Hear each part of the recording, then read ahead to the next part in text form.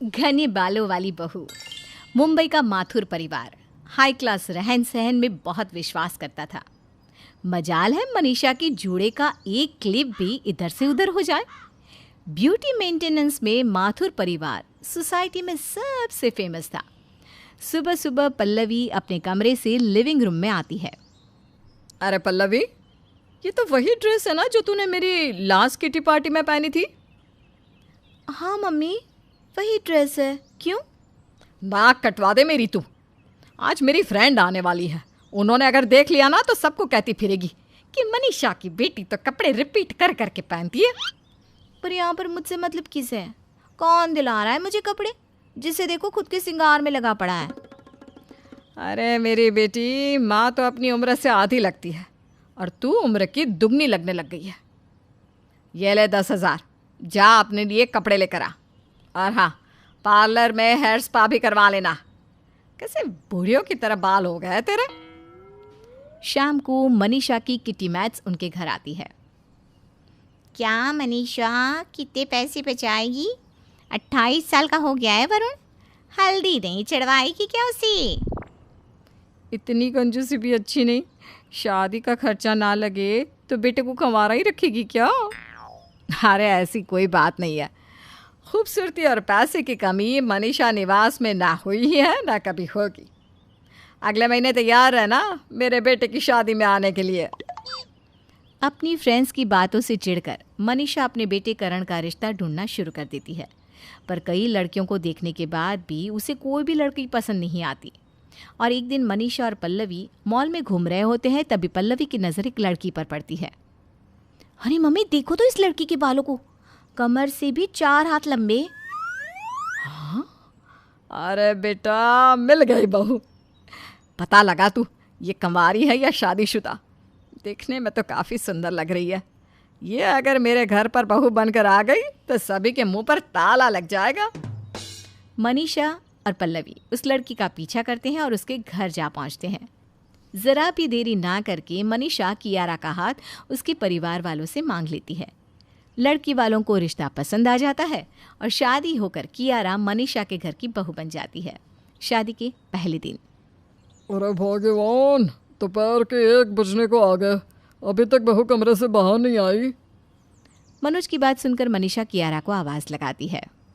कियारा, तू कोई पहली बहू नहीं बनी है, मैं भी कभी बहू बनी थी। इतना देर तो साज सिंगार में दुल्हन को भी नहीं लगता। अब दुल्हन आप जैसी हो तो देर क्यों ही लगेगी मम्मी जी? हाँ, क्योंकि मैं तो पहले से ही ब्यूटीफुल हूँ। नहीं नहीं मम्मी जी, क्योंकि ब्यूटिशियन भी जानती होगी कि कितना भी घस लो असर तो कुछ होगा नहीं। और रही मेरी बात, तो मेरे बालों को देखा है? पूरे मोहल्ले की औरतों के बालों को मिला लो तब भी मेरे बाल की परतर नहीं कर पाएंगे। वाह भाग्यवान, तुझे तो बिल्कुल तेरे टक्कर की बहू मिली है। अब इस घर के रंगमंच में एक और किरदार शामिल हो गया। बड़ा मज़ा आएगा इस सास बहू के झगड़े को देखने में। सब बातचीत कर ही रहे होते हैं कि तभी दुल्हन की मुंह दिखाई करने मोहल्ले की औरतें उनके घर आ जाती है। आखिर खर्च कर ही दिया तूने मनीषा। खर्चा नहीं आंटी जी, पुण्य कहिए पुण्य, क्योंकि मेरी जैसी बहू लाने के लिए कम से कम 7 जन्म पुण्य करने पड़ते हैं। सबकी किस्मत मम्मी जी जैसी कहाँ। अब हमारे मोहल्ले वालों को ही देख लीजिए, दूसरों के घरों में टांग अड़ाने से फुर्सत मिले तब ना पुण्य करे। मैं चलता हूँ। वैसे तुम्हारे बाल बहुत घने हैं बहू। बचपन से ही अपने बालों को बहुत संभाल कर रखा है मैंने। बस इम्पोर्टेड शैम्पू और ऑयल ही इस्तेमाल करती हूँ मैं। तभी पल्लवी हाथ में ट्रे लिए सबके लिए कोल्ड ड्रिंक्स लेकर आती है। अरे ये बाल किसका है? मेरे ग्लास में तो बाल है। पल्लवी दीदी का ही होगा, क्योंकि जिस हिसाब से उनके बाल झड़ते ना, कुछ दिनों में वो गंजी हो जाएंगी। कियारा की बात सुनकर सब जोर जोर से हंसने लगते हैं और पल्लवी की नज़र शर्म से झुक जाती है। अगले दिन करण पल्लवी से कहता है। अरे पल्लवी, दिन भर तुम और तुम्हारी भाभी घर पर ही बैठी रहती हो। जाओ ज़रा मॉल घुमाओ तुम दोनों, और इसी बहाने तुम दोनों की बातचीत भी हो जाएगी। करण से पैसे लेकर पल्लवी और कियारा मॉल घूमने चले जाते हैं। मॉल में कियारा इधर उधर बस अपने बालों में लगाने के लिए नरिशमेंट क्रीम, ऑयल और शैम्पू को ही ढूंढती है। क्या भाभी, आप भी दिन भर इन्हीं चीज़ों में लगी रहती हैं? चलिए ना, मुझे भूख लगी है, कुछ खाते हैं। तुम्हें देखकर ही समझ में आता है, ब्यूटी की क्या ही नॉलेज होगी तुम्हें। कियारा सारे पैसे अपने बालों को डिज़ाइन करने की टूल्स और क्रीम्स में ही खत्म कर देती है और पल्लवी को भूखे पेट बिना कुछ खाए घर लौटना पड़ता है। अब बहुत हुआ, बड़े अपने घने और लंबे बालों पर इतराती हो ना भाभी। अगर ये रहेंगे ही नहीं तो अकल ठिकाने आ जाएगी। रात को जब कियारा सो रही होती है, पल्लवी अपने झड़े हुए बालों को कियारा के बिस्तर के पास रख देती है। सुबह जब कियारा उठती है तो अपने बालों के पास झड़े हुए बाल देखकर उसके होश उड़ जाते हैं। मम्मी जी, पापा जी, देखिए मेरे बाल झड़ रहे हैं। ओह गॉड, माथुर परिवार की शान को झड़ते हुए देखकर आप लोगों का दिल नहीं कांप रहा क्या? अरे 2-4 बाल गिर ही गए तो कौन सा तू गंजी हो गई? ऐसे भी तू तो बड़ा कहती थी, जब तक अमीरों के पास माल रहेगा, कियारा के सर पर बाल रहेगा। तब क्यों डर रही है? हाँ भाभी, 2-4 बाल ही तो गिरे हैं।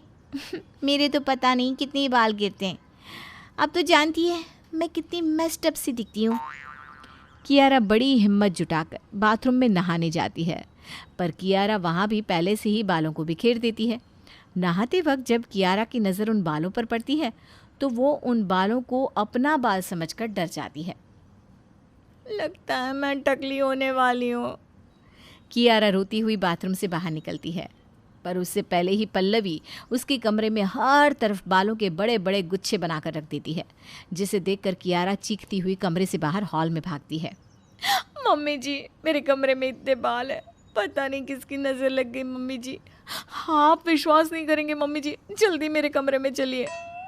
कियारा सभी को लेकर अपने कमरे में जाती है, पर वहाँ एक भी बाल नहीं होता, क्योंकि पल्लवी उन सारे बालों के गुच्छों को वहाँ से हटा चुकी होती है। अब ये कुछ ज़्यादा ही हो रहा है कियारा, ओवर ड्रामेटिक मत बनो, इतना भी बड़ा कुछ नहीं हो गया। और तुम तो वही हो ना जो सबके सामने पल्लवी की इंसल्ट करती फिरती हो कि वो गंजी हो जाएगी। तो समझ लो भगवान ने तुम्हें तुम्हारे कर्मों का फल दिया है।